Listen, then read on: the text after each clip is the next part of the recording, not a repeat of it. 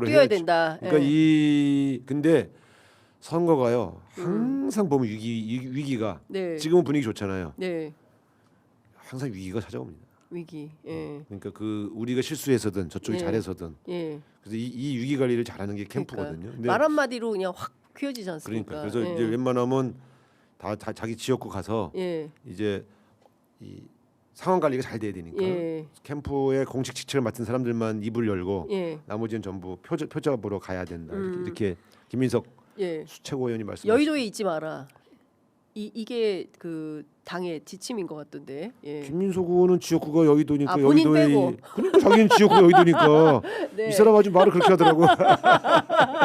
예. 근데 그런 각오로 예. 저도 그래서 강원도에 가서 아예 그냥 가끔 올라오고 방송 출연할 때만 네. 아예 강원도에서 아예 네 예. 거의 상주 비슷하게 하려고 그래요. 강원도 상주를 하시려고. 예. 강원도 강원도 담당 선대위원장이에요. 강원도 위원장이시잖아요. 강원도 예. 담당 선대위원장. 강원도 담당 네. 선대위원장.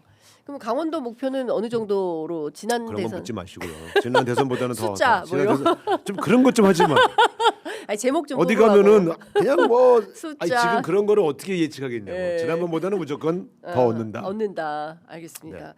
자, 한덕수 단일화가 변수가 되겠습니까? 그런데 됩니다. 그래도 돼요? 되죠. 아니 세상에 효과 없는 일이 어디 있겠어요. 네. 그러니까 이제 우리가 막 에이 그게 뭐 대단하겠어라고 하는 것은 네. 그 효과를 반감시키기 위한 이 일종의 레토릭이고 예. 효과가 아주 없지는 않죠. 그러니까 어쨌든 기대 효과라는 것은 네. 계엄과 윤석열 때문에 뭐랄까 이렇게 힘이 쭉 빠진 네. 그런 보수 진영에게는 어떤 소위 다시 한번 해보자라고 말할 수 있는 그런 구실은 되는 거예요. 네. 근데 어쨌든 제가 볼 때 그러나 그 효과는 과거에 우리가 말하는 저희 제3 세력을 대표해서 바람을 일으켰던 네. 그런 후보들이 합류하는 것보다는 훨씬 더 반감되죠. 예를 들면 이런 겁니다. 반기문 사무총장은 네. 대한민국이 배출한 세계적인 외교관 아닙니까? 유엔 사무총장 아무나 합니까? 굉장히 의미가 있는 거예요.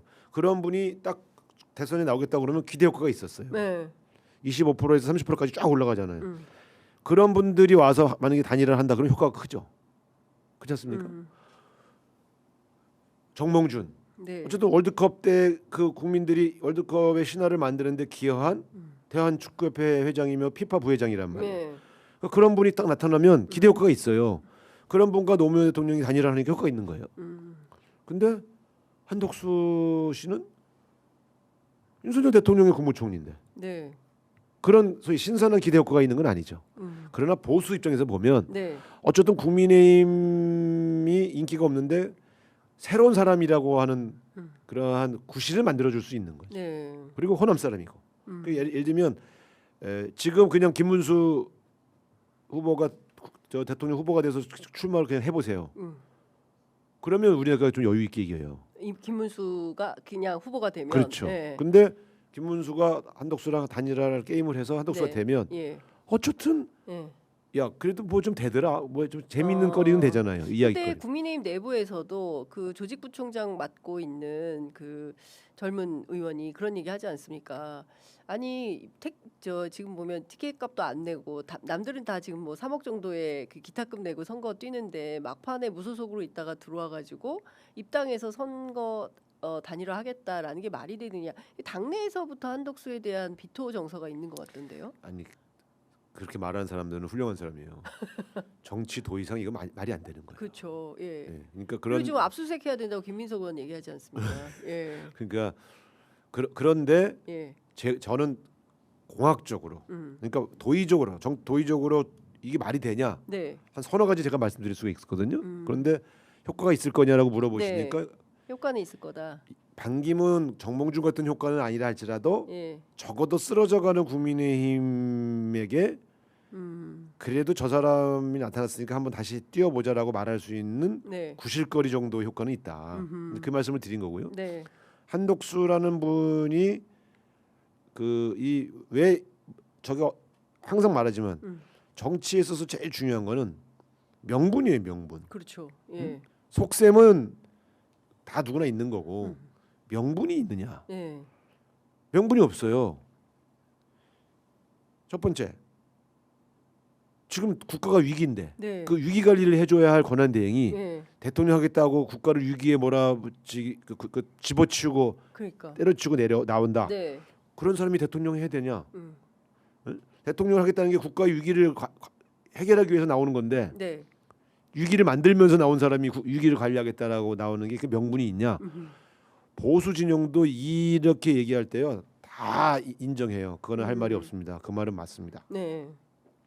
두 번째, 윤석열 대통령 계엄 음. 선포하고 윤석열 대통령의 폭정과 내란 네.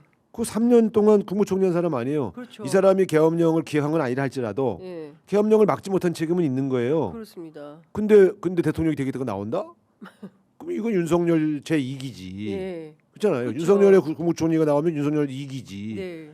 그래서 결국은 윤석열에게 책임을 물어야 하는 이 선거의 속성에서 그 사람은 오히려 심판 대상이 되는 거죠. 맞습니다. 그러니까 사실은 그런 객관적인 상황을 이 사람이 모르나? 나는 계엄령을 소극적으로 말렸으니까 나는 나올 명분이 있는 게 아닌가라고 생각한다면 네. 정말 무책임한 사람인 거죠. 그래서 저는 보면서 이 두 가지만 놔도 국민들을 설득할 수 없다. 그래서 저는 그리고 세 번째 그거예요. 아니 한 나라의 대통령이 되겠다고 하는 자가 일주일 준비해서 대통령을 해? 아니 공약은 언제 준비할 거고 네. 예?